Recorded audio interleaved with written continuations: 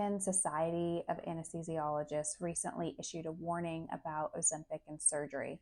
I wanted to explain to you why this matters and how I take care of my patients who are on drugs similar to this.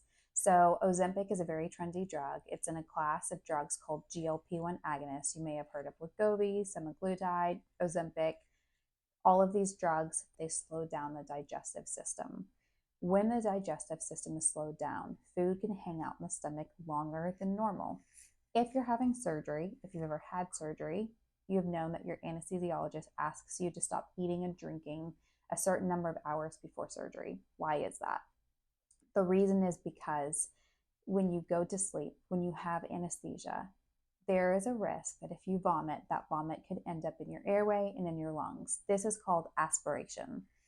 Aspiration leads to an inflammatory response in your lungs that can ultimately lead to pneumonia. It can lead to respiratory failure. It can even lead to death in extreme cases. And so my goal with my patients is to keep you safe at all times.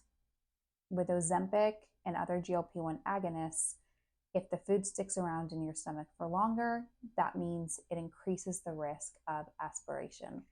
The American Society of Anesthesiologists has said that if you take the drug daily, they want you to hold that morning dose. If you take it, once a week, then they want it out of your system before you have surgery.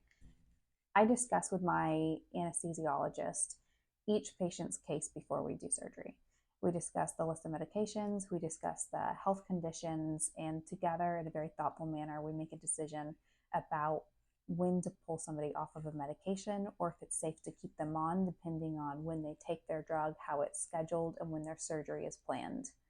I encourage you, if you have any planned surgeries and you're on one of these drugs, to make sure that your surgeon knows that you're on the drug, make sure your anesthesiologist knows you're on the drug, and make sure that there's open communication and that there is a thoughtful decision on how to plan your medications around the time of your surgery to keep you safe and to optimize the good outcomes for you and to minimize the risks.